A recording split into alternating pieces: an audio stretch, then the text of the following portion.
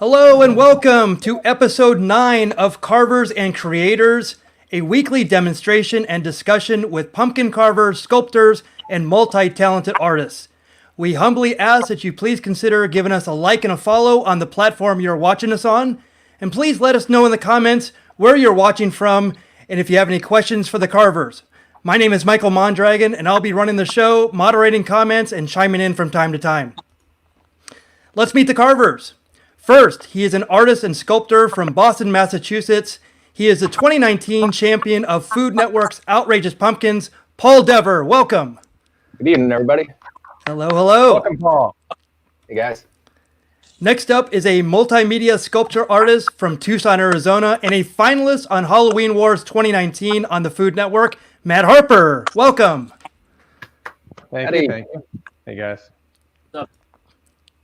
Our guest carvers have over 20 years of creative collaboration. They have elevated pumpkin carving from a nostalgic craft to an art form with their full creative art studio called Maniac Pumpkin Carvers from Brooklyn, New York. Please welcome Marc Evan and Chris Soria. Welcome. Thanks for having us, guys. Oh, thanks for being here. Well, as is customary, before we get started, we like to have a toast and cheers to our carvings. So let me put it up here. Cheers to everyone. What are you drinking out there in Brooklyn, New York? Well, I'm in the Hudson Valley right now, but I've got a Vermont Long Trail beer in a Darth Vader koozie.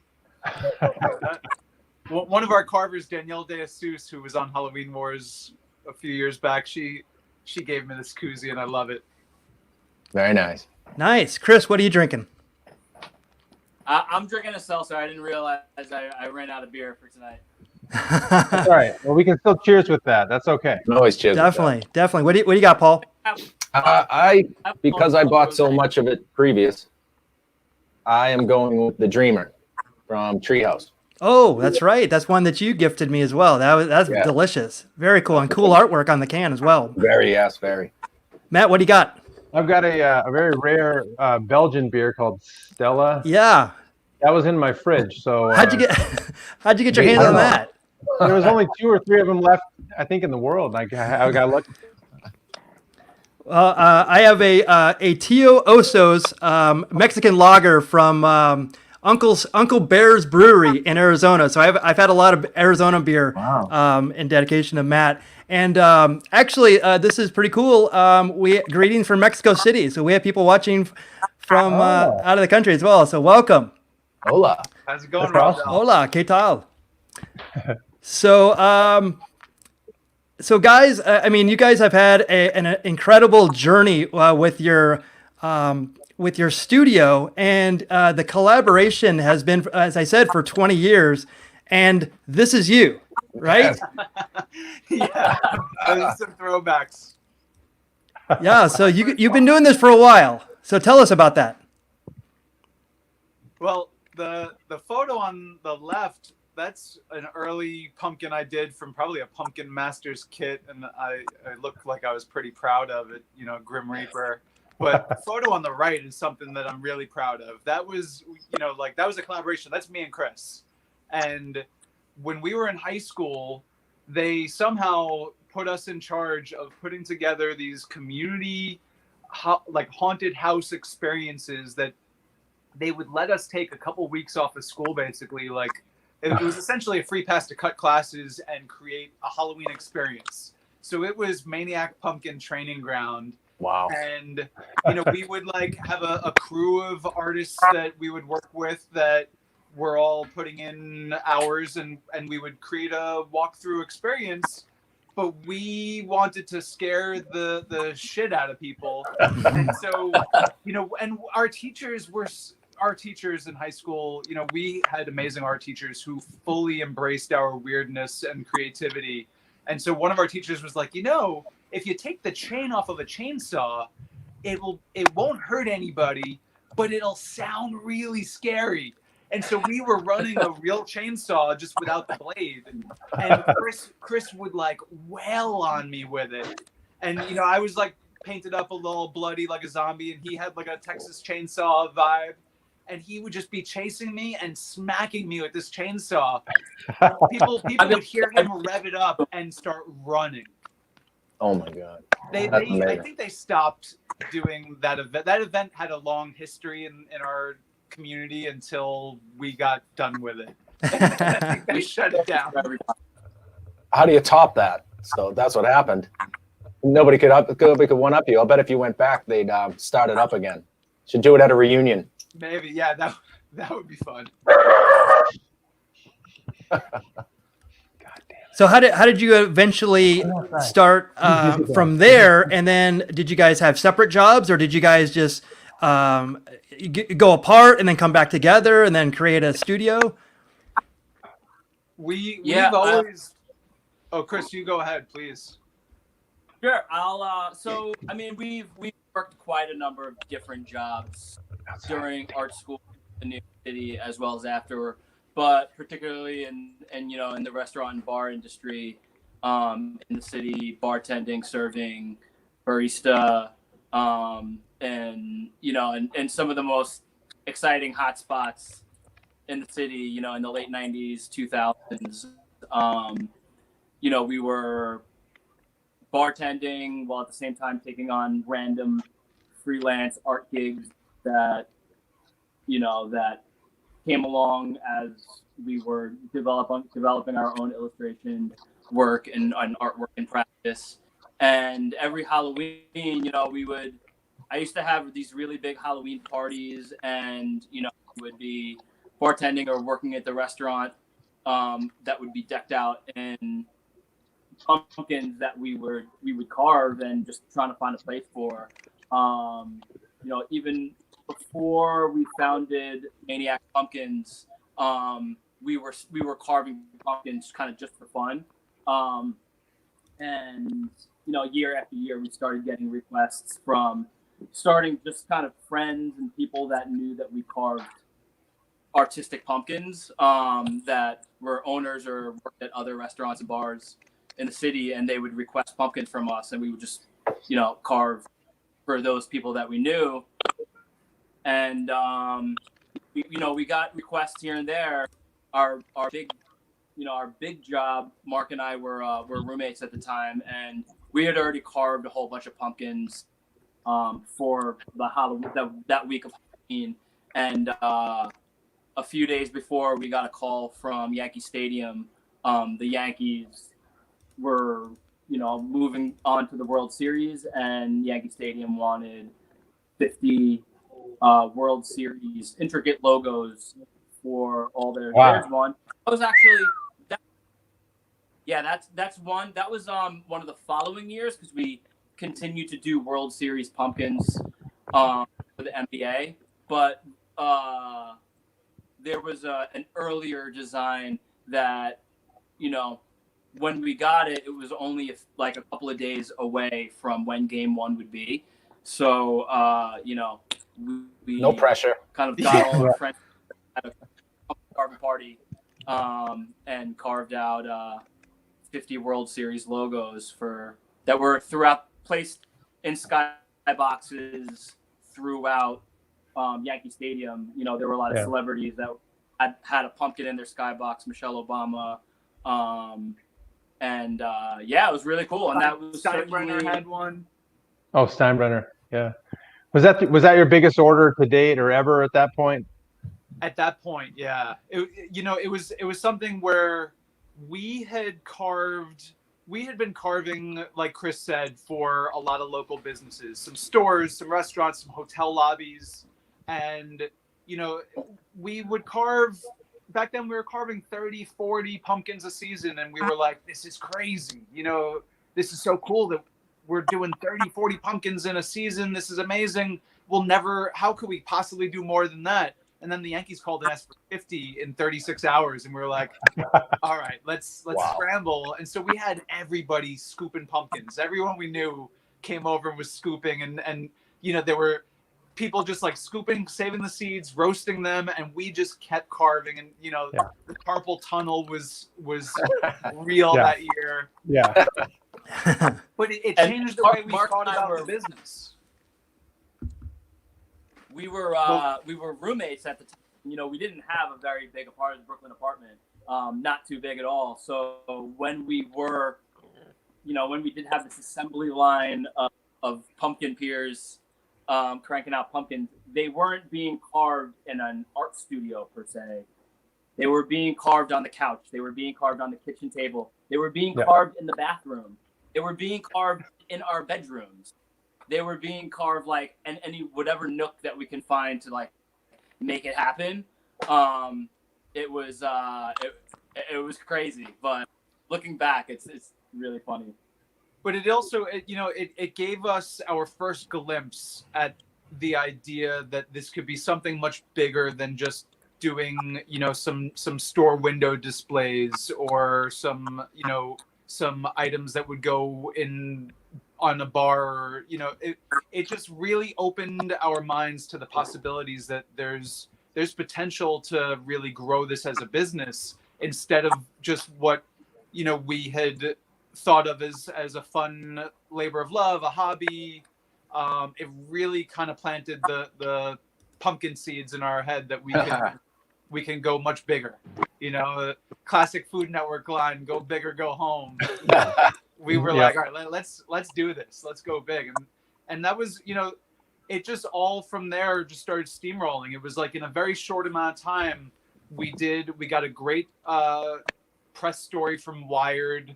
The Yankees contacted us. Martha Stewart contacted us. And then we started getting tapped in with Food Network, and it all kind of just rolled from there. Martha was like a huge supporter of ours early on. We had, many features in the magazine, and the website. We still get so much traffic on our website through the links on marthastewart.com. It's incredible. Oh, wow. Yeah, always grateful. That's fantastic. So what are you guys working on tonight? Now that we're into the pumpkin season, why don't we take a look at what you guys have what you're working on? Cool. Chris, you Who first. should go first? All right, cool. So I am carving. I guess before I reveal it, I'll share that. One of the things that we really enjoy carving every year are art series that involve interpretations and homages to some of our favorite artists and favorite works of art. And every year, we carve a pumpkin for the Museum of Modern Art City, and we interpret art that they have in their collection. We've carved everything from Van Gogh to Picasso to Frida Kahlo to Matisse, and so I decided to carve a pumpkin based on a work of art by the Belgian surrealist René Magritte. Let me make sure. Wow. Unbelievable. And this is a Son of Man. A lot of you may recognize it. It's a very popular and famous painting. It's probably René Magritte's most famous painting. Yeah. Unbelievable. Yeah, it's looking so cool. I'm trying to get it. Oh no, it reads. Yeah. So yeah, There's no mistaking it. That is amazing. it's a self-portrait of René Magritte. He painted it. If you're, the hue changes a little bit, but there's an apple in front of the face. It's an image of a man in a suit, and there's a large apple in front of his. But there are some facial features, on the just peeking out the outside of the apple. So it's an odd painting. I mean, if you check out René Magritte's artwork, you'll see that was an artist during the surrealist movement, and his paintings are very odd, and they deal with acts of the unconscious and subject matter that's juxtaposed in in an unusual way that it shouldn't be, and make themes. And there's certainly deep symbology behind Magritte's artwork and behind this painting. It is, it does have a lot of interpretations by many people. Magritte didn't necessarily spell out what the meaning of this painting was. He did talk about themes such as everything that we look at during something else. So obviously, this is a portrait of a person. It's to be some ordinary average person in a suit and a bowling hat. There's a piece of fruit in front of his face, so that's odd as what. But yeah, I thought this would be kind of a fun piece to carve for the show, and another addition to our artist series. Nice. Chris, I heard you say right before we got starting that's your first pumpkin of the year, so we're even more grateful that you're sharing your first pumpkin with us today. Quite an honor. Yep. Yeah, it's my first pumpkin of the year, and I did have a number of different. This wasn't the only idea I had, but even just coming up and thinking of things that we want to carve is such a fun aspect of pumpkin carving. Just the anticipation, kind of like opening a present on Christmas. The anticipation of wanting to carve something, and then having the build up of like, all right, I gotta carve it. Yeah, I had this one pumpkin for whatever, so usually we have an inventory of pumpkins that we're picking the right pumpkin for what's being carved. That's a big part of the process is pairing a particular pumpkin, because as you guys know, every pumpkin is different. Every pumpkin is unique. And it's a fun part of the process to try to, whether it's a tall pumpkin or a fat stout pumpkin. So yeah, this is. I was excited. I had a few ideas, and I was like, talking to Mark about it. He was like, "Yeah, the Magritte's painting Son of Man would be a fun one." So. Love it. Yeah, beautiful. Killing it. It looks gorgeous. All right, Mark, you're up. Let's see. You got quite the stage. I must say, it's very professional looking. Thanks, man. It's funny. When we checked in yesterday, I had a completely different looking stage, but it didn't fit what I was looking to carve. I had like a full fall set up. I had a farm background that one of our friends painted for us, and then I realized that I wanted to carve, a kind of a tribute to Chadwick Boseman, who was so inspiring and someone who so many people around the world were looking up to, and then tragically passed away this week. And I felt like I needed to kind of do my version of a tribute to him. Yeah, that's an older one that we produced a few years ago. We're big Marvel and DC Comics fans, and I'm gonna try and get a little closer for you guys to see the one I'm working on here. But wow. Yeah, I mean wow. It's faint right now. When the more I work on it, I'll really be able to push the value range and get the likeness really, just right now it's all kind of looking like mid-tones, and the more I carve, the more the values will come out, the lights and the darks. And something that's really important with our work, sometimes when you see this style of etch carving, people paint on the pumpkin and use a lot of ink to get their darkest darks, and we establish all of that with carving. So it's really like a lot of just subtle cuts and just digging deeper and deeper so that you get your brightest brights and your darkest darks. And by the time it's done, it'll have a full value range. But right now, it's in that middle funky stage.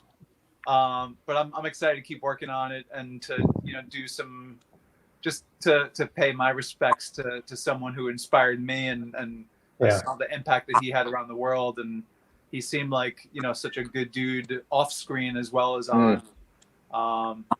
Yeah, so that's what I'm working on.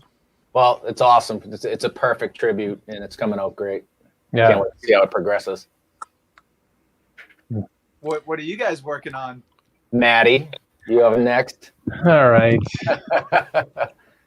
All right. It's like the Youth Basketball Association showing up with the NBA All Stars, but I will at least you know, I'm humble enough to show it. So what I decided I was going to do with another butternut was go kind of abstract. So I got so if you can kind of see, I went with the potato eyes because those are so great from a contrast standpoint. But then I found a purple yam. So and I was like, you know what? I'll make those the eyes. And then I've got another piece that I'm going to make his nice big old cigar out of. So he'll be menacing when it's all said and done. But for now, he's just kind of like a lumpy, abstract looking. Well, I think he's a villain. You know, I think at the end of the day, Halloween brings out the villain in a lot of carving. So that's what this guy will end up being. So, but definitely a work in progress. But he's starting to get some definition. I do have to do a lot around his nose and stuff like that. But that's where I'm started. I was gonna say I love what you have going on with the shape of the nose and the expression with the eyes, and the way you've inserted the potato eyes looks so natural. It's really cool. Oh, thank you. It fits in there pretty well. Yeah, it's a fun trick. And if anybody ever wants to do it, it involves Mr. Melonballer.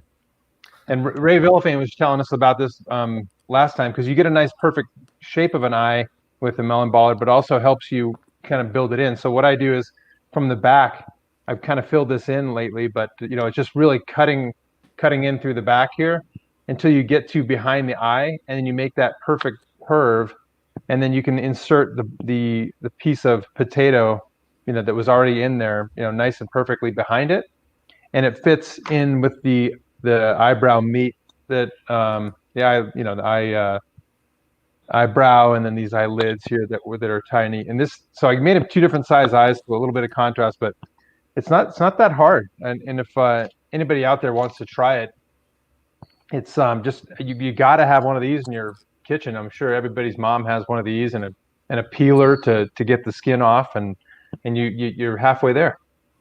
I think it's really cool how you actually burrowed straight in, because the couple of times that I've attempted it, I take a huge chunk out of the back so that I have room to scoop. That's very impressive that you could just bore in. Well, I was worried about doing the whole back, because I was gonna, you know, I tried to get like a profile out of it. I was afraid I was gonna cut like a huge chunk out and be able to and lose that. And I'm so, you know, in the pictures I take of them, I usually take multiple pictures of them, and I don't know why that is, but I just never am happy with a single picture, which is, you know, I got to get over that. I got to jump over that hump. But a lot of times I'll do different angles and different things to light will hit it differently certain ways. And anyway, it's just always fun to sit among amazing carvers and talk shop and drink beer. And what else is there? This is life, you know? I think it looks great, man. I think it's coming along nicely. I can't believe you're using a yam. That's a new one for us. Yeah. Yeah, threw in a purple yam, and I'll tell one funny story. So I'm started carving it last night, and I had this piece, and I was carving that into a bigger cigar that was about that big. I leave the room for 5 minutes, and our dog jumps up and eats half of it. I had no idea that dogs like purple yams as much as they do until now I know. So keep those away from my dog. That's the lesson.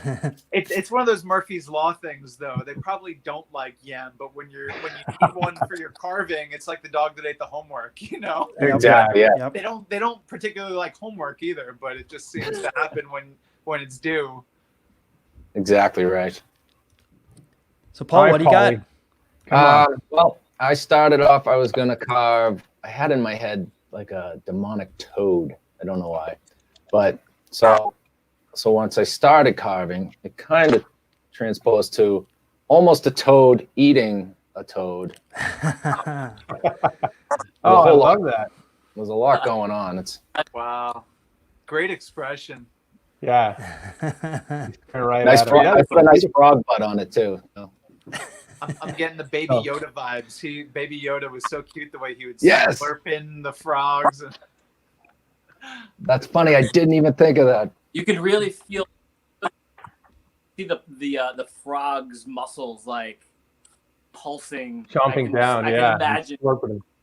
Yeah, he's not very. That frog is not happy. That So is really great. I was gonna try the melon baller trick tonight, but the melon baller that I have is too large to create any kind of warts. It's just too big. So Oh yeah. I might start doing some freehand. I like I didn't have to glue anything on, so I think what I'll do is I'll freehand in some warts and scales and whatnot, and really try to detail out the lips. And Paul, you ever used one of these like just round clay loops to create, like, you can almost use one of these as like a melon baller type of effect. You turn it into a twist. Yeah, I got one. I don't think I've ever actually used it, Mark.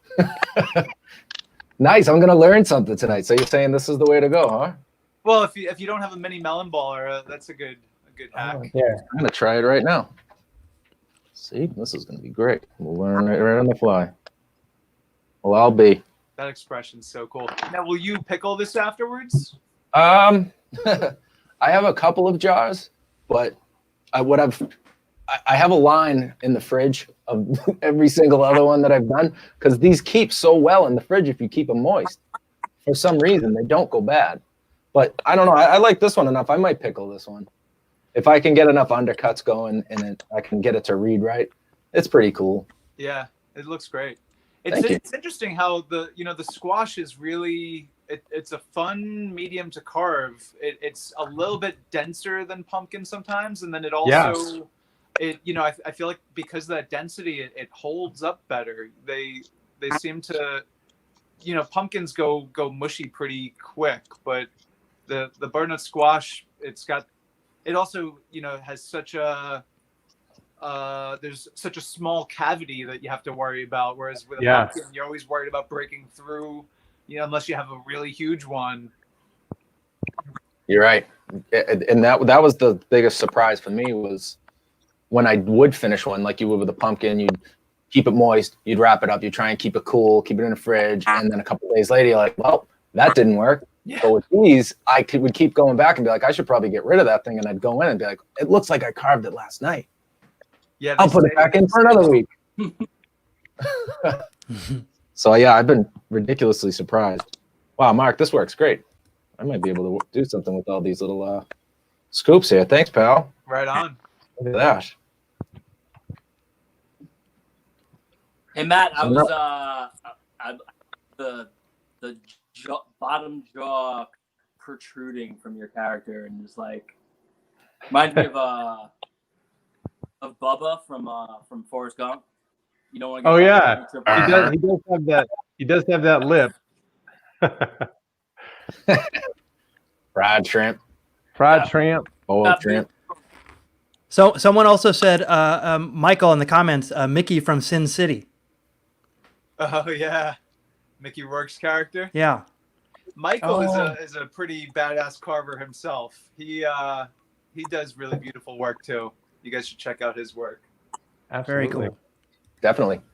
Let me ask you guys a question.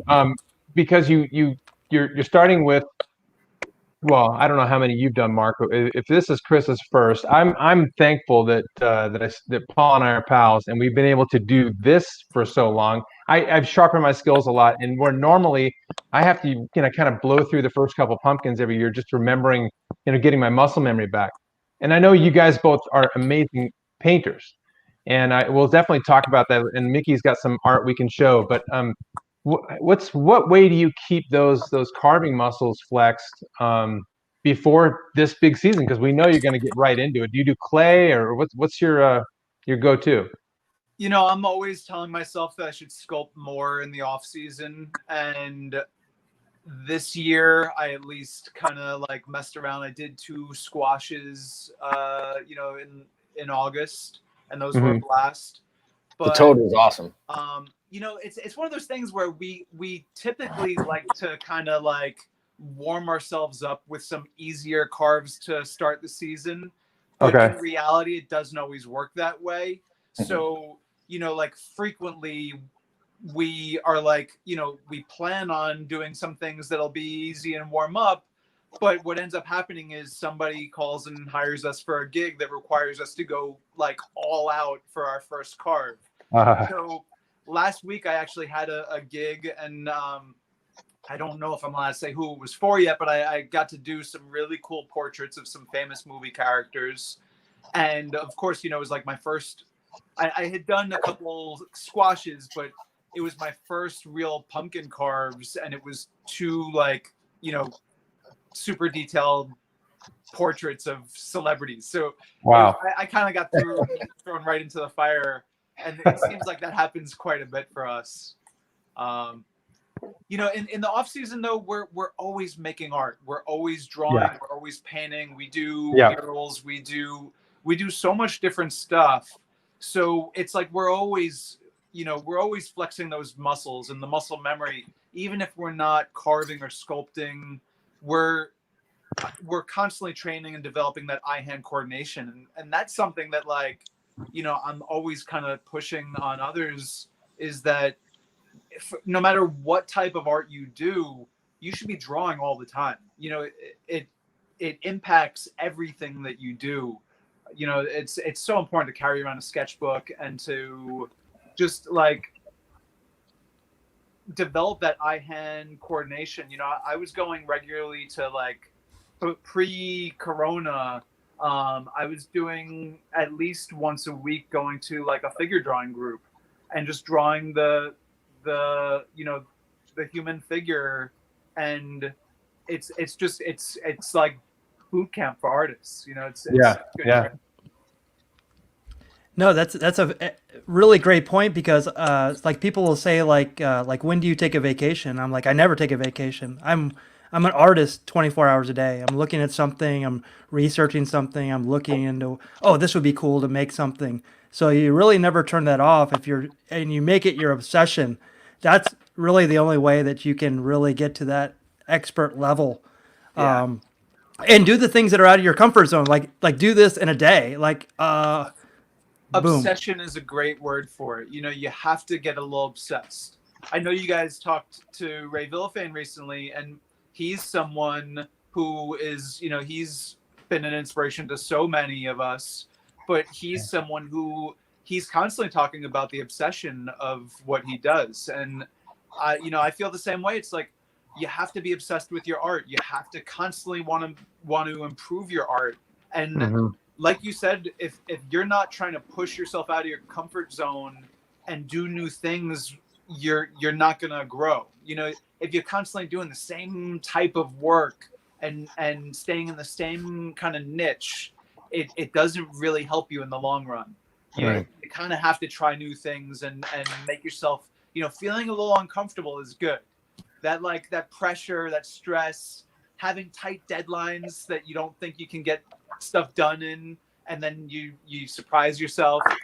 You know, it's like we always, it's always that tricky fine line for us as, you know, business owners, where we always want to push limits and push boundaries, but at the same time we have to be a little bit realistic without biting off more than we can handle. You know, but it's so important for growth to test your limits and just to push through them.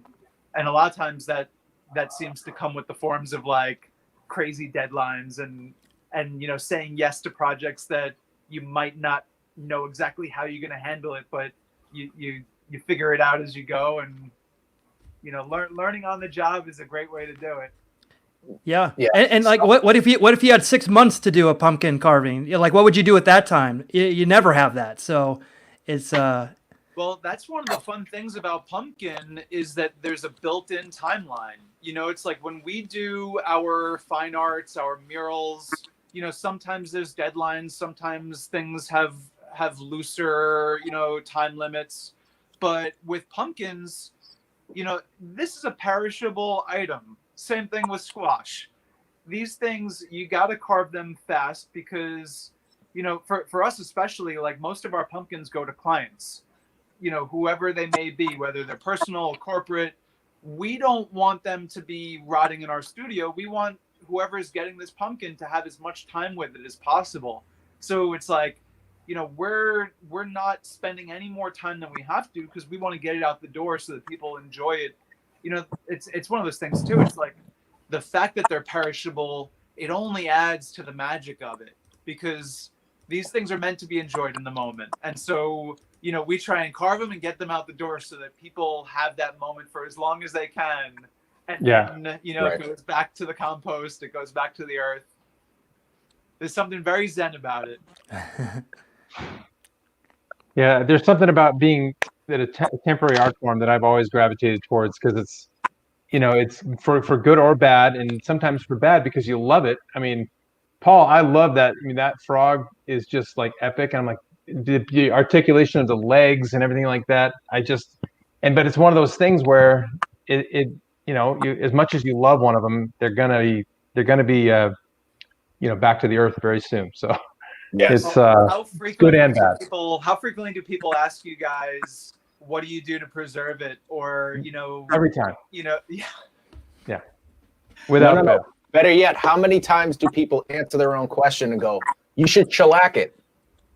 That's what I get every time. Yeah. Have you ever tried shellacking it? No, it doesn't work. People constantly make suggestions, you know, because the thing is, so many people have this mindset that it's something sad that you put all this effort into something that isn't going to stick around.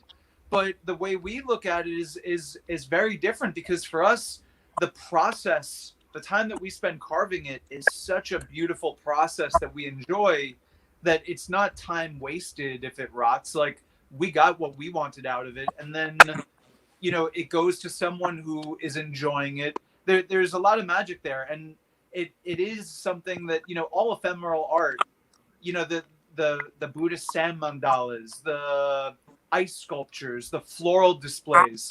These are things that, you know, a photo is wonderful, but it doesn't come close to experiencing it in person. And so when you have that opportunity to see, you know, a really amazing carving in person, it's just magic. You know, you can't compare. So we don't even really try to preserve them anymore. It's like, you know, I'm curious. Actually, we haven't gotten into pickling yet, and I got a bunch of vinegar. I'll try it this year, but it's not a priority for us because living in the moment is really.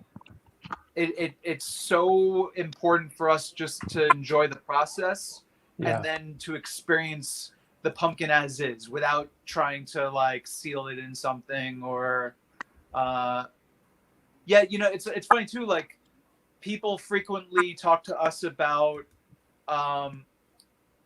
why don't we do it, and you know, if you could carve that in a pumpkin, why wouldn't you do it in wood that lasts longer?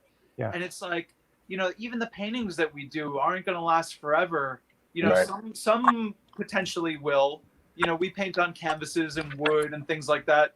But me and Chris are also muralists and street artists, and those have a very short life expectancy, whether from graffiti or a building gets sold and it gets painted over. You know, if you paint a big wall somewhere and it lasts a year, that's great. If it lasts 5 years, that's like, you know, not expected typically. So we're kind of used to a level of impermanence to our work. You know what? Audrey's comment, there's beauty in the decay. Audrey knows all about it because she's a street art photographer that we're big fans of, and you know, she photographs street art all over the place that, you know, she sees the changes constantly. Yeah, that's very well said. I agree with you 100%. And I never even put it into words like you just did, which is I enjoy the process. And I almost love the adrenaline dump at the end of knowing that it's over. You take a couple of good pictures and then you're not going to really look at it again. Unless you are going to, like I've started to pickle some of them just because it looks cool. But and for no other reason than I just wanted to do it and see what it was like to pickle one. But the whole process is definitely the reason that I do it. You get that great feeling, like when you cut the right line in, or if you get that eye just right. There's a feeling that you don't get anywhere else when you do something like that. Totally. But I also get the other feeling too when I don't do it right, when I want to throw it off the table. Yeah, and like you said, Mark, I mean, people constantly are like, try stone, try wood, try, and it's, I think they want to see what we're making last longer. To your point, and you said it very well. It's they don't probably appreciate the journey as much as we do. But and the other thing for me in my brain, I have trouble with having it stick around because once I take a picture, I don't have to look at the picture. But if it's there in my house, I have to look at it, and or if I've sold it or given it to somebody, it exists, and that. I don't know what it is in my brain that just doesn't like that part. Yeah, it's that's something that we all have to kind of juggle with, but I don't know. There's definitely there's a tactile thing too with carving pumpkin that I love. I would love to carve wood and I would love to carve stone. There's just not enough time to do all the things that I would love to try.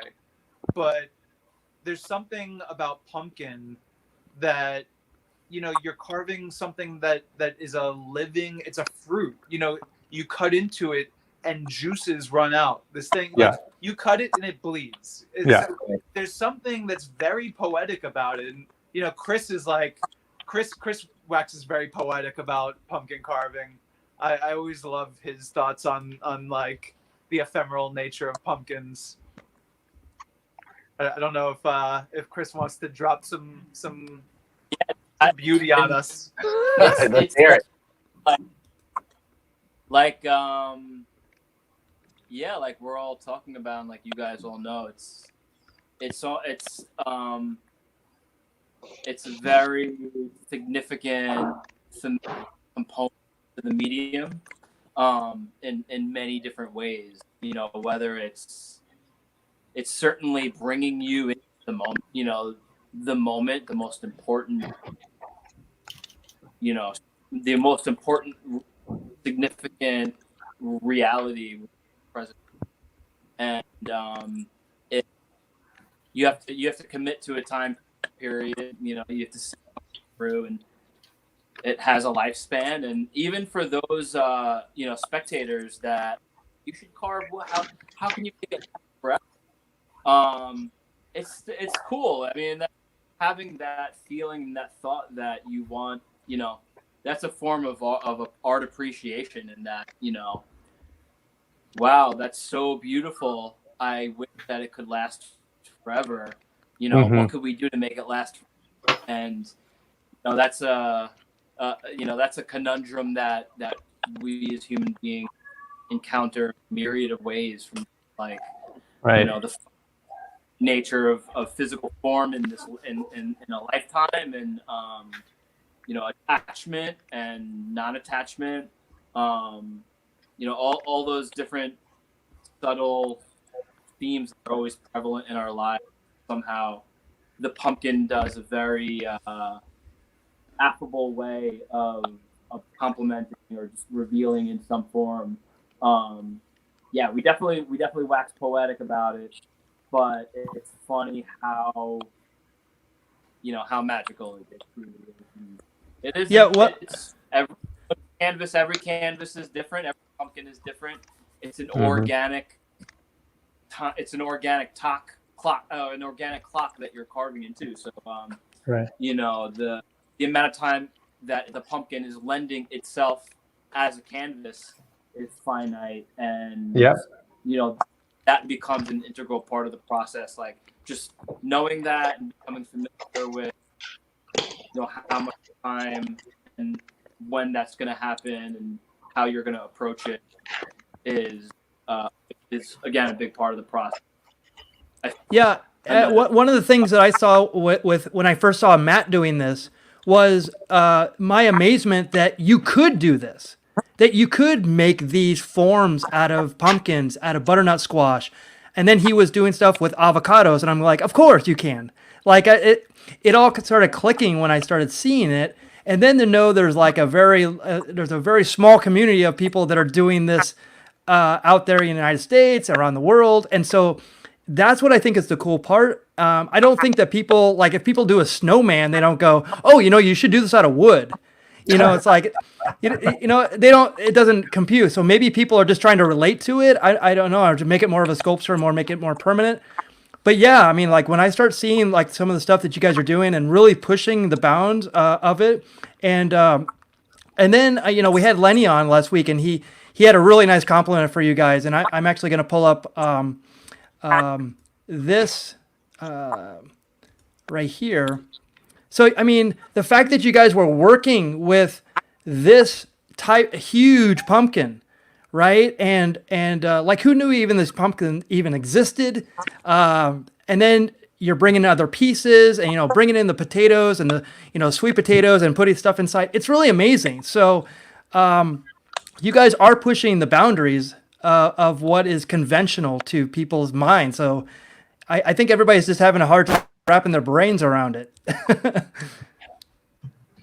Thanks, Lenny. Yeah, Lenny. Yeah, Lenny's the man. He's always such a joy to work with. Yeah, we've collaborated with Lenny over the past several years at Coney Island and a number of other. What's that? Oh, no, go ahead. Coney Island and a number of events, carving and sculpting giant pumpkins. So I forget how large. I feel like this pumpkin might have been shy 2,000 pounds or something. Unbelievable. Forget. Yeah, again, like we just got really excited about some ideas that we had on like what we're really carving and what we want to try out that year. This past year, and Lenny was really excited to like play with this octopus idea that he worked on a little bit when he was on with you guys last week. But creating another monster, which is very, it ties into Coney Island and Luna Park, and this sea monster for this really exciting amusement park. And I thought it'd be really cool to contrast that with something a little bit more inorganic, such as mechanical gear. These are also here. One of the rides in the park involve I forget the name of the ride, but there's a whole bunch of gear.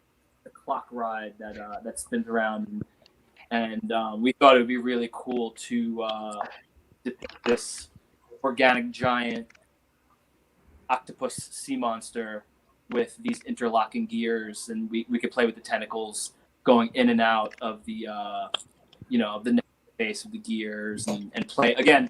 Where you're playing with the restrictions and availability of the medium pumpkin. So making a particular range and how it's structured, making that work for some sort of idea. There's a lot of forethought that goes into that. So we put a lot into that especially for giant pumpkin and events such as this. And that involves sketching. It involves taking a look at the pumpkin, even if it's just in photo form, and knowing what the weight is and what to anticipate.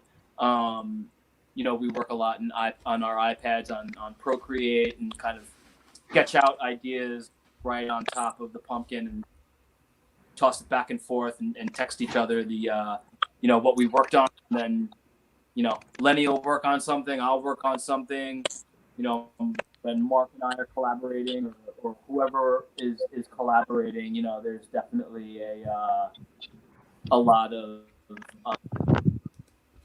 planning, but it's an organic process that we're always trying to figure out ways to play to our strengths and to each other's strengths, and to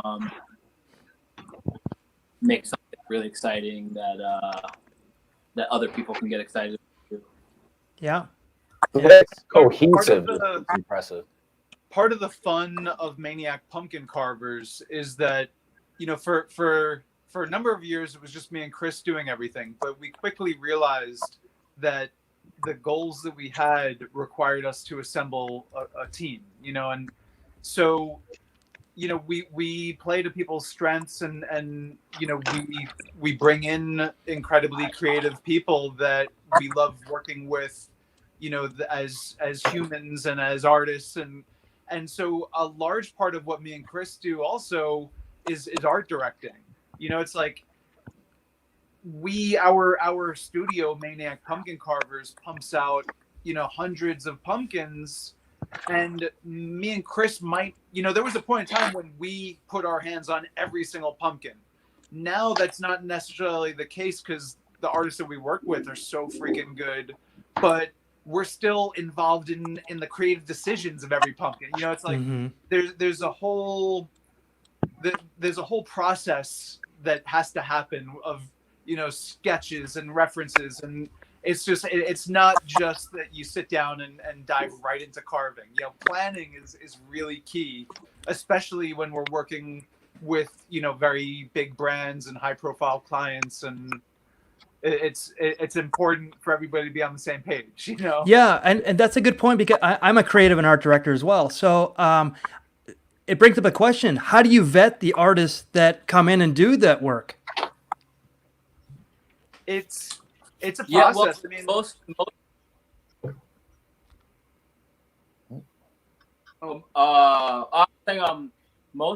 most of the artists that are on our team are artists that we're familiar with in some form or another. We may have worked with them. They may be, also street artists or muralists or fine artists, illustrators that, and whether we were introduced to them or we met them, we're in New York City, so there's a lot of artists. But we, form relationships with people that we know, and again, like Mark said, we play to people's strengths. So, some of our artists are like really amazing portrait artists, and they do portraits. While some of our other artists are excellent, based typography, type design and artwork that lends itself to that type of work. Pumpkin. Some artists are sculptors, and some artists are painters. And many of them are very well rounded. Certainly, like everybody here, and Mark and myself, and most pumpkin carvers or artists or whatever you do, often work in at least a couple of different mediums. So Mark and I work in a number of mediums. Our artists work in a number of mediums,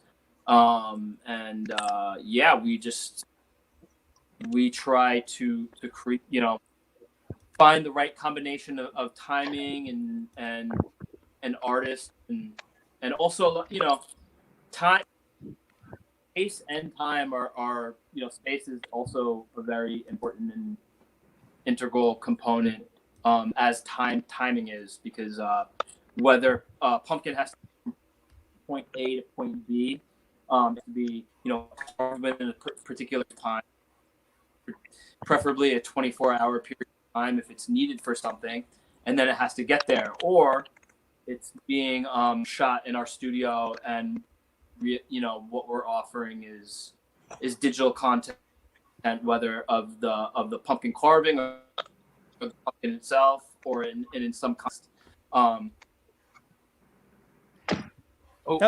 We Blew lost. up.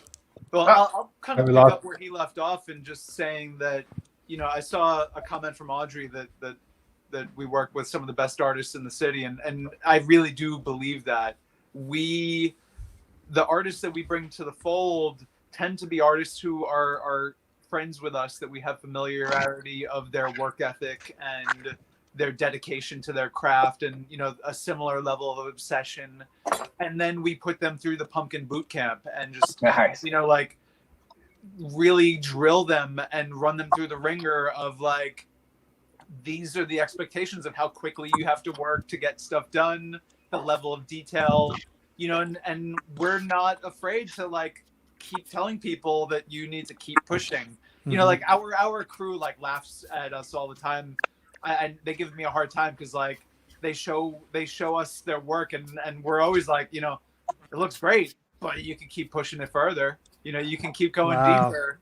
And it's just we expect, our studio is a fun place to work, but we also have super high expectations of the level of output and the quality, and it's just we want people to be blown away when they see something that was carved by Maniac Pumpkin Carvers.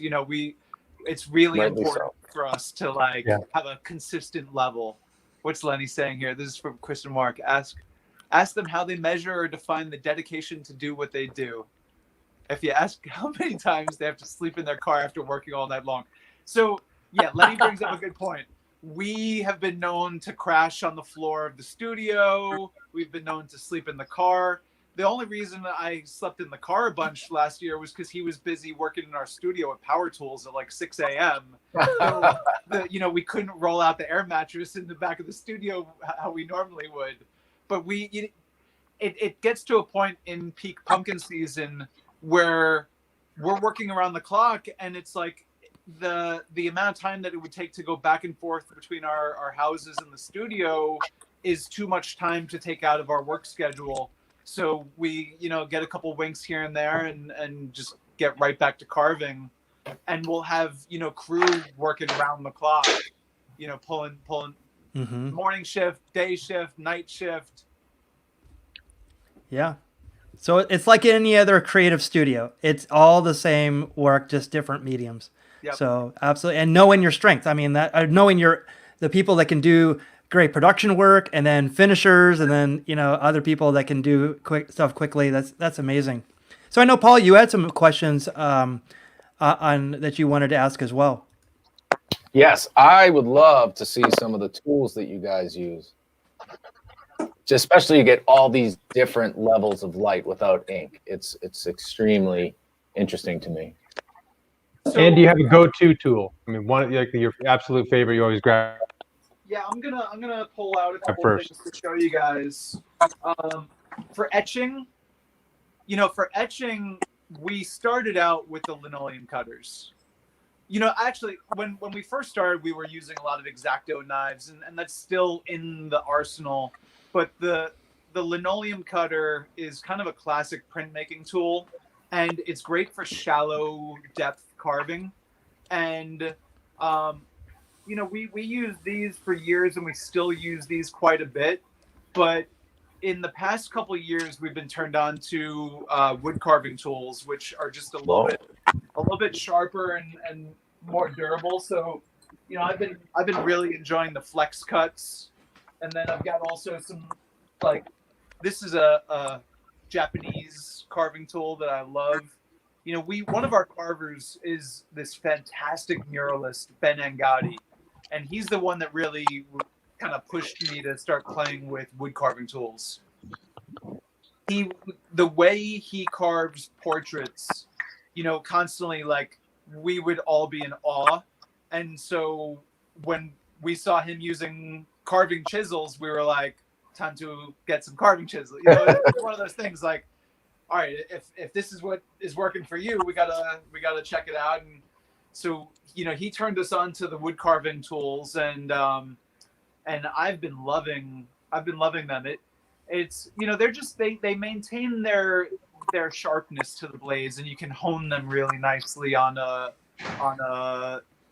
slip strop block. I don't know if I'm saying that right, but and even so, the linoleum cutter, the wood carving tools, they do similar things in that you're just carving surface depth. But then we're also going in with the same tools that you guys are using, just using them in a different way. So it's like if I want something to be brighter, I'm taking a loop and just digging deeper.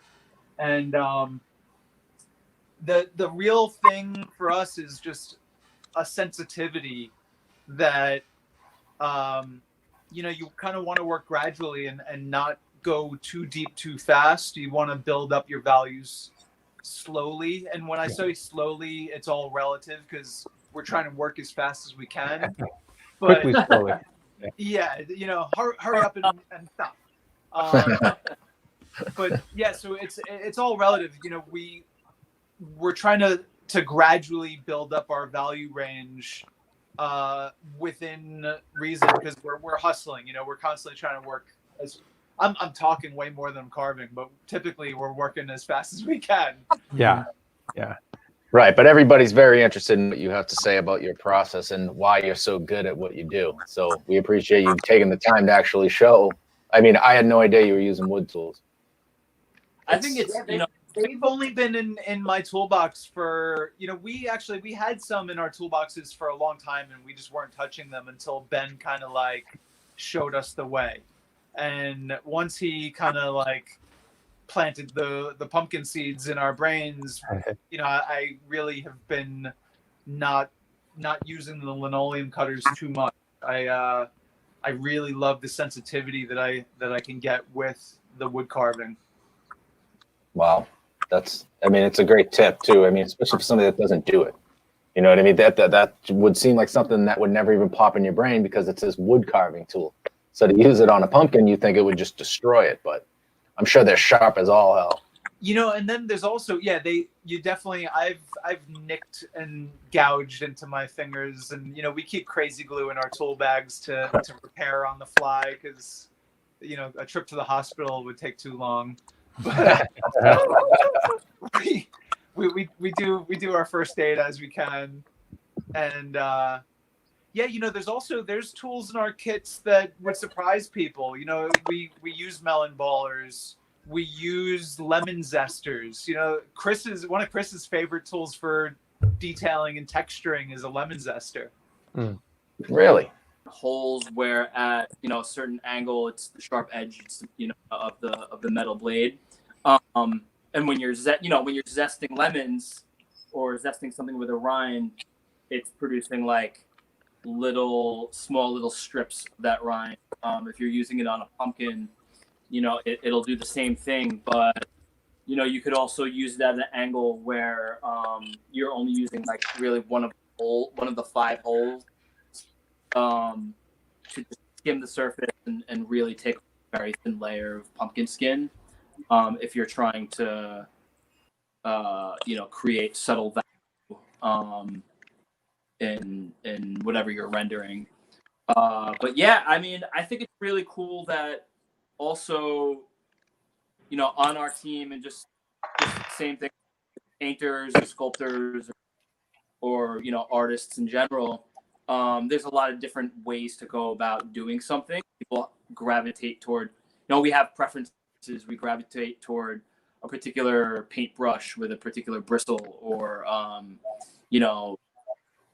in the studio, one person, we share a lot of techniques for sure, but one person may prefer to capture and start working on the values of bringing an image out of a pumpkin with a lino, starting off with a lino tool and then, maybe moving to loops where a person may approach it using, a lemon zester or starting right off with a clay loop or even using sandpaper to digest the image and really start bringing it about. So we're certainly, the pumpkins that we do, we are, aiming for a quality, and we, there's a lot of different aesthetics at play, whether it's something that's a little bit more graphic or design based or something with a lot more detail or nuance. We're going for a really striking look, but there is some variation in which each of us approach carving a pumpkin, and sharing techniques with each other and sharing those preferences. Like, we still hold those preferences, but even just sharing space. This is you. In past situations, we're sharing a physical space where you're problem solving and how to interpret some sort of image in medium. And there is, conversation that goes on about that, really fun for our workspace. And, certainly this year is going to be a lot in this context, which is also, a virtual space and a space that lends itself to sharing ideas and working on stuff in a way. So it's a cool and a lot of the artists we work with, we work with recurrently, year after year. And I mean, most of the artists on our team we've known and worked with for 5 to 10 at least. And there's a couple of artists that we've worked with in more recent years. It's a combination of those two, but everybody grows, year after year. The pumpkin, the degree of detail, the speed, and the intuition that goes into carving a pumpkin grows with everybody. It grows with me and Mark, and it grows with everybody that gets enthused. I guess really the requirement, you need to be enthusiastic about pumpkin carving and about art making. Yes, you do. Yeah. Well, You're looking also at something. Yeah. Oh, hey, bro. That's the sound. Come on. There's also an aspect to it. Anyone that's worked in a studio setting with other artists or a collective, there's a group dynamic that when it works, it really clicks as more than the sum of its parts. And so in our studio, there's an energy that happens, and it kind of started with when it was just me and Chris working together, because we were competitive in a super supportive and friendly way, constantly wanting to one up each other with doing something that was going to impress the other person. But it was this healthy competition that really pushed us to like create techniques that people weren't doing, and just keep trying to push the medium and do things that no one had seen before. And that's been kind of a theme that's continued as we've added more artists to the studio, where everybody is trying to kind of like impress everyone else in the studio.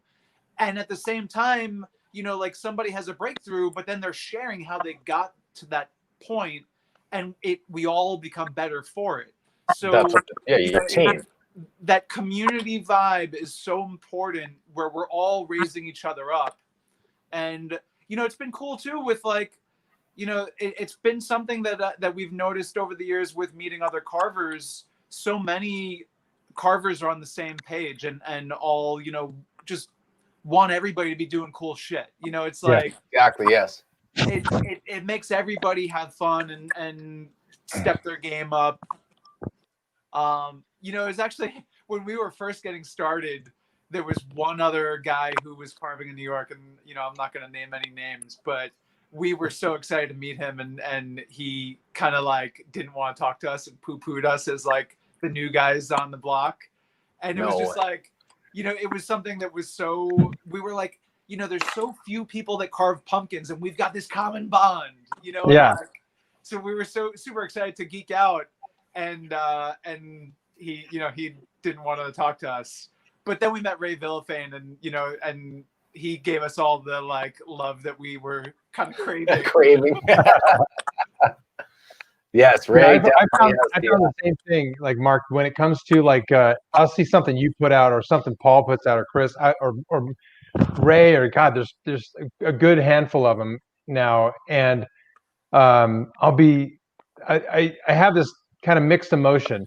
I'm in awe, and then I'm instantly like, oh shit, now I gotta raise the bar. But it's fun, and it just totally motivates the hell out of me to be okay. What hasn't been done? It's a good place to be, to feel that discomfort, to feel that like that. And I feel it like constantly, whether I'm looking at other painters or whether I'm looking at other carvers, it's one of those things where it's like, you see work that makes you feel like it's so far beyond, and you just have to flip that switch of not letting it discourage you, but letting it put a fire under your ass to like step your game up and figure out, what do I need to do to get to that next level. It's a constant, like, someone's always going to raise the bar, and then it causes everyone else to, like, you got to keep climbing. Yeah. I got something for you guys to carve. This guy was just starting to walk past me here. Whoa. He's our desert tortoise. Is that an Arizona cockroach? Exactly. Just everywhere up there. This guy was just walking past him like, all right, I got to at least give him his 2 seconds of fame here. That is awesome. So that's what we can carve next. Yeah, he's cool. We've carved a few turtles. We love doing animals. Oh, yeah, me too. Yeah, you know what I was going to say is self-doubt. The moment I have self-doubt is when you really figure out who you are as a person. Like you have to have the other person. You have to have the motivator on your other shoulder to say you can do it, because it's easy to feel you're like, there's no way I can accomplish that. You have to have that other voice that says, fuck that, yes you can. Yeah, it's good to have a cheerleader, whether it's a voice in your own head or somebody who's rooting you on. It's important having that voice. Yes. Yeah, we have this discussion a lot because it's, support is probably the thing that we probably need the most, just to do what we do, because like, conventionally we don't think like other people think, but like there really is no satisfaction in this. There is like reflection, but very few times of like satisfaction, because it just of the nature of what we do and the pressure we put on ourselves. So I think we have to be kind of less competitive, and it's kind of sad, because that was a time that artist that you were talking about, that was an opportunity where he could have been a mentor and could have said like, wow, in the times when I'm lean, maybe these guys, maybe they'll have a job for me, or something like that. It all comes back around. Absolutely. And, it's just, it really is. There's something really special about building community. And, it's true. Like, we have our crew that is Maniac Pumpkin Carvers that we work with. But then, there are other carvers who have tossed us gigs that they couldn't do, and we've done the same for other carvers. Mm-hmm. And, it's way better to have community than to, have competition. Yes. A level of healthy competition where you're pushing each other to do your best is different than cutthroat competition, Mm-hmm. So that leads me into this question. Do you miss competing? I knew you were going to go that deep. I don't, man. I don't. And people ask all the time, and, people ask all the time if we would do it again. And I've thought about it, but it's, we never really wanted to compete. It wasn't really, we love the process of creating. And the competition angle, especially, I'm sure our viewers kind of know what you're talking about. We're not just talking about competition, but it's like the TV competition kind of thing, where there's added pressure, and it's not just that you're racing against a clock to get something done. We have that kind of pressure on the daily basis with our business, so, and that type of pressure is enough for me. For us, like the biggest contest, like, people ask all the time, like, do you submit your work to contests? And we don't. The only contest that I've ever really done was Halloween Wars. And I was lucky that I was on a team that we all clicked and we got along great and had a great time. But it was super stressful because that's the nature of those shows. They want you to be like put through the ringer, because those shows, there's an element of drama that is expected on TV, and we have enough natural drama in our studio with the jobs that we're trying to do, on the deadlines that we're trying to stick to, and the short answer, I guess, this has been a long answer, but the short answer is that competition isn't really our thing. Yeah. All right, here's the follow-up question. How much better was it to be a judge? Dude, I loved it. I would be a judge any day. That was super fun. I got to meet you. But for me, so for people who don't know, who are watching, last year me and Chris have both competed on Halloween Wars. And then last year I had the opportunity to be a judge on Outrageous Pumpkins. And the experience was phenomenal because, so there were 3 judges and 1 host. And the host was an old friend of mine, Casey Webb, who's the host of Man vs. Food. And, so me and him used to bartend together back in the day. Like, we knew that we would have a blast. And then one of the other hosts was Ray Villafane, who, me and Chris have been friends with for 15 years or so. And then the third judge was Terry Hardin, who, I had never met her, but she was a Disney Imagineer. She was a Henson puppeteer. Oh, wow. I knew that there would be no shortage of stories to hear, just like every time she opened her mouth, we were all just captivated. And we, the dynamic of the judges was great, and the production company was super fun to work with. And everyone that we met that was competing on the show, it was a cool dynamic. Yeah. Judging is very different because all we had to do was talk about pumpkin carving. And, that's something that I'm happy to do all day. Having the pressure of carving is a whole different element when you're just talking about pumpkins.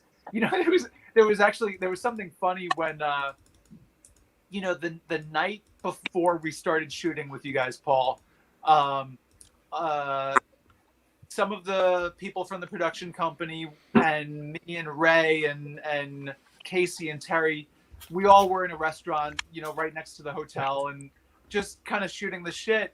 And like Casey asked us a question and me and Ray just started going. And, it's like once we get talking about pumpkins, it's hard to slow down. And we were just like geeking out so hard about pumpkins that the producers were like, guys, stop. You got to save some of this for the cameras. Like, this is good. And we were like, don't worry. Like, we can talk all day and all night about pumpkins, and there's no, you're not going to miss anything. It's only going to get better and better. So judging was a blast. And I would do it again anytime. That's great. Well, one of the critiques you gave me on the show still sticks with me to this day. Like, I hear your voice in my head, which is, I can still see the tool marks. And I'm like, shit. So I will sit and incessantly just rub. I will go over this thing 1,000 times so there are no more tool marks because of Marc Evan. Nice. So it's a great thing that you told me. That's because great it advice. really makes me focus on getting rid of those tool marks. There's something to be said for seeing the brushstrokes in a painting. And there's something to be said for seeing a level of tool marks, to know that it was created not by a machine, but by an artist's hand.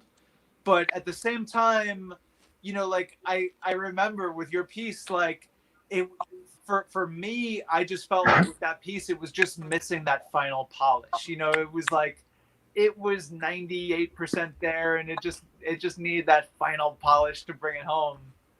It's one of those things, like some pieces the tool marks help, and then other pieces you just want that like final buffing.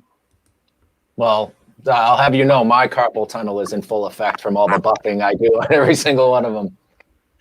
So I do appreciate it, man. You were an inspiration on that. I took everything you said to heart, and I've tried to, implement it on everything I do going forward. So I do appreciate it. Mickey, one question, because I know we only have a few minutes left, which is insane. About 10. Jesus. But I would love to see if you could take a minute before we do the final reveals and maybe cycle through some of Chris and Marc's work, including some of their painting, which I just sit there in jaw agape in some of that stuff. The detail and the the color. Anyway, if you wouldn't mind showing some of that stuff, I think it'd be really fun for people to see. Nice. It's Frankenstein. Frankenstein. Right. Putting on the Ritz.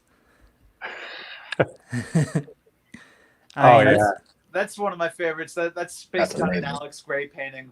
He's one of my favorite painters, and I've also gotten to know him over the years, and he's a phenomenal teacher as well. I'm a huge fan too, Mark. I love that guy. Yeah, he's another one of these artists that just shares and shares and shares and loves to teach and share what he's learned. Stanley. There's an artist. Yeah. Well, actually, a writer and an editor, but I don't know if he could ever draw anything. Really? Yeah, it's true. I actually worked in the same building with him in Sherman Oaks here, and you're absolutely right. Yeah, he had a ton of artists there, but I don't think he could draw a smiley face. But, wow. His legacy on popular culture is undeniable, and we had to pay tribute. Yeah, absolutely. Wow. Look at that. I think I remember watching the time lapse of the BMW one last year, or a couple years ago, right? Yeah, those. We've gotten hired by a lot of car companies and airlines.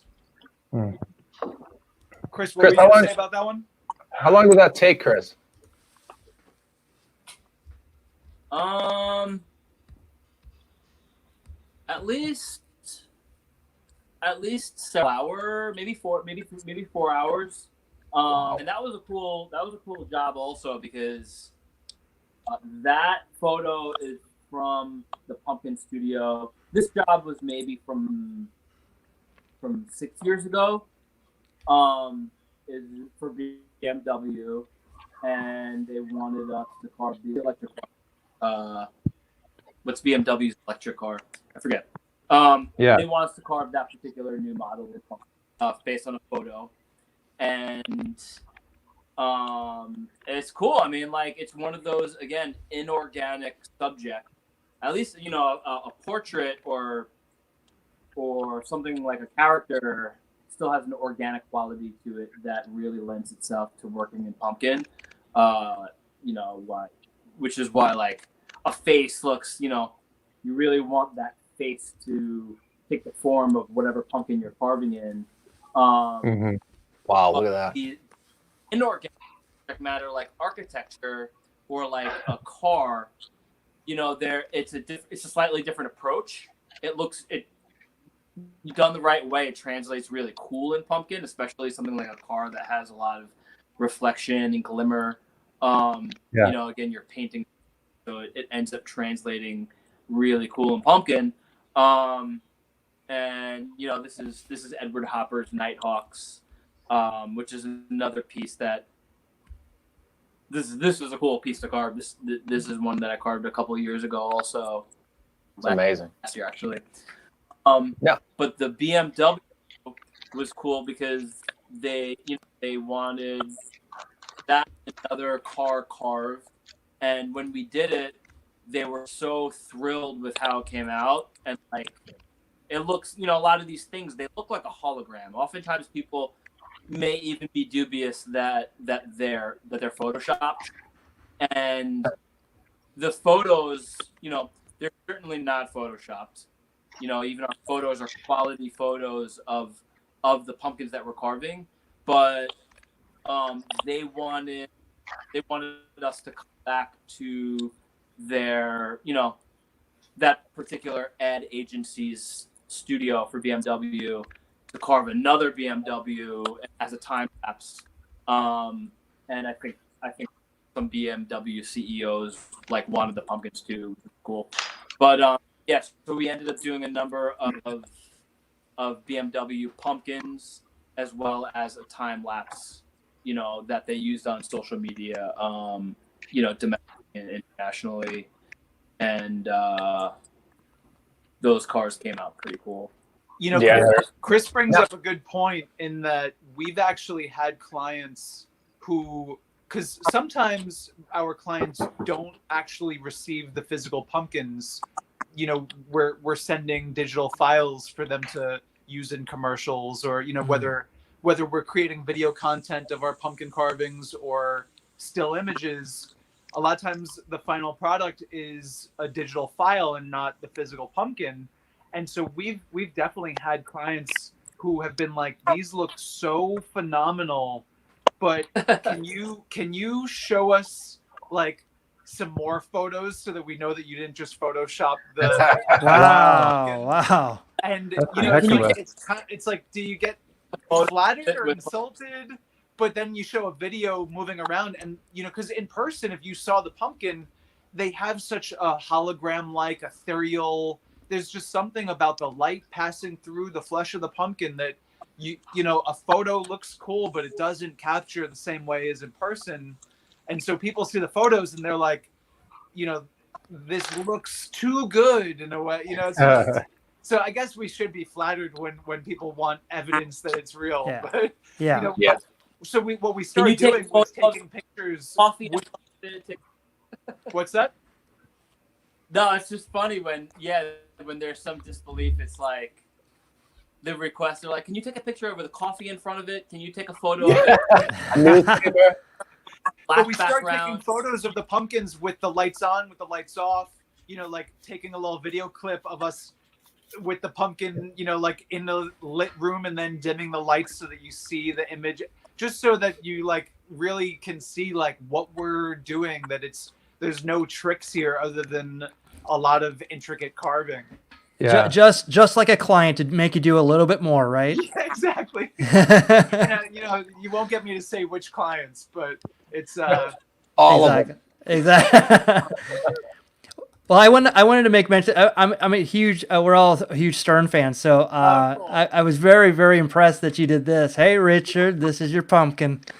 That's awesome. So amazing. So we actually did Howard also that same like week basically, and I don't think we've ever posted the Howard pumpkin, which was a sculpture. So I'll have to share that at some point soon.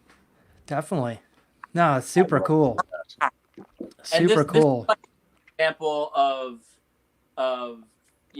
when we're doing work, current work, for whether it's client based or it's with participating partners that are getting a myriad of requests. Once they hit the social media realm, we're obviously like, we're sharing our pumpkins and our pumpkin art and photos of our pumpkin art.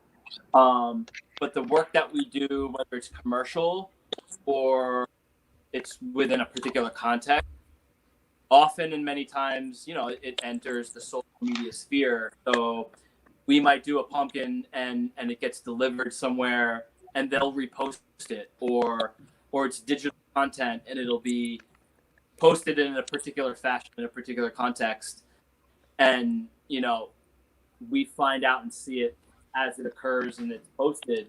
It's always cool to see, like, in this instance, like them holding the pumpkins very candidly, for a selfie. And it's like, the likeness is perfect. It's a pumpkin. It's just a kind of a ridiculous scene that these guys even have their portraits carved on a pumpkin. Right. Exactly. When those alerts come up on Instagram and we see, the content being posted, we get so excited. And well, it's also, it's one of those things too where, like, with that, not necessarily this particular job for those guys, but with a lot of the work that we do for, professional clients, businesses, we're signing heavy duty non-disclosure contracts. And, so we can't share the images until the client shares it. So often, we're carving things way in advance of when the client's going to actually release their images. And what ends up happening is, like, we forget that we do stuff, and then we're scrolling through our feeds and, like, sometimes we get tagged and it's great, sometimes we don't, but we'll be scrolling through our feeds and, like, all of a sudden it's like, oh, there's Reebok with an ad with our pumpkin, and there's John Mayer, you know, like on the Tonight Show with our pumpkin.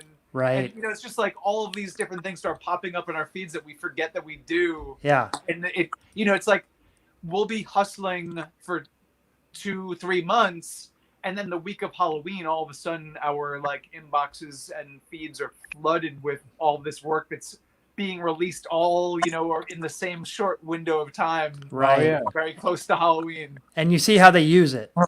Yeah. Yeah. Well- it's like recording an album and then waiting for it to be released. That's Yeah. right. So another hour and a half. We've been saying this a lot. These hour and a half have been like flying by. So I mean, we didn't get to talk about your guerrilla marketing. We didn't get to talk about more stuff in your studio. So we definitely would love to have you back. So if you guys are willing. Yeah, I mean, we've been doing this a long time, and we definitely we had a great time chatting with you guys, and we have a lot more stories to tell. So let's do it. We would love to. That would be awesome. Yeah, so Halloween is coming up, so we definitely we have some stuff in the works, so we'd love to have you a part of that as well.